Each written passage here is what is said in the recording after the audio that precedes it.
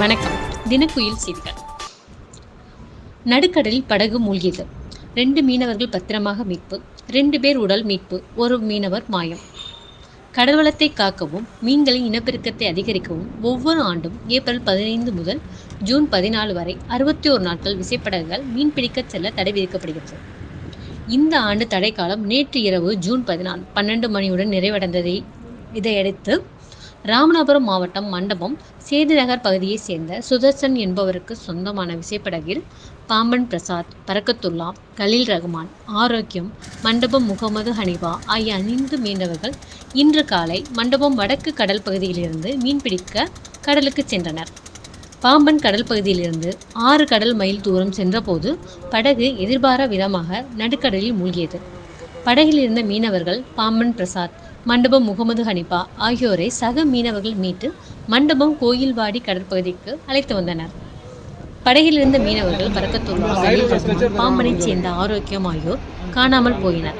அவர்களை சக மீனவர்கள் மற்றும் கடலோர பாதுகாப்பு குழும போலீசார் தீவிரமாக தேடிய நிலையில் ஆரோக்கியம் மற்றும் பரக்கத்துல்லா ஆகியோரின் உடல்கள் மீட்கப்பட்டன. ஒரு மீனவர் கலீல் ரகுமானை தேடி வருகின்றனர். 61 நாள் தடைக்காலம் நீங்கிய பின் மீன்பிடிக்க சென்ற முதல் நாள் படகு கடலில் மூழ்கியதால் மீனவர்கள் கவலை அடைந்துள்ளனர்.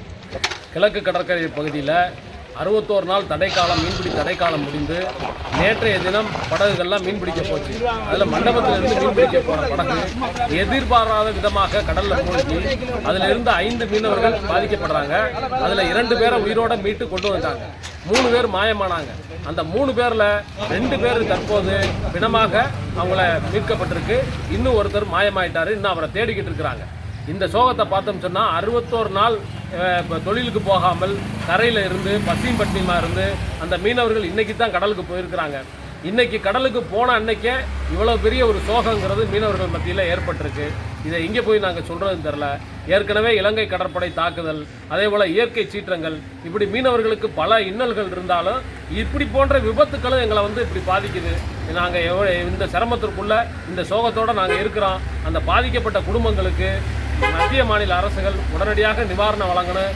படகு இழந்தவங்களுக்கு படகு கொடுக்கணும். காணாமல் போன அந்த ஒரு மீனவரையும் உடனடியாக போர்க்கால அடிப்படையில் மீட்டு கொண்டு வந்து அவங்க குடும்பத்துக்கு சேர்க்கணுங்கிறத தமிழக அரசுக்கு நாங்கள் வேண்டுகோளாக மீனவர்கள் சார்பாக நாங்கள் தெரிவித்துக் கொள்கிறோம்.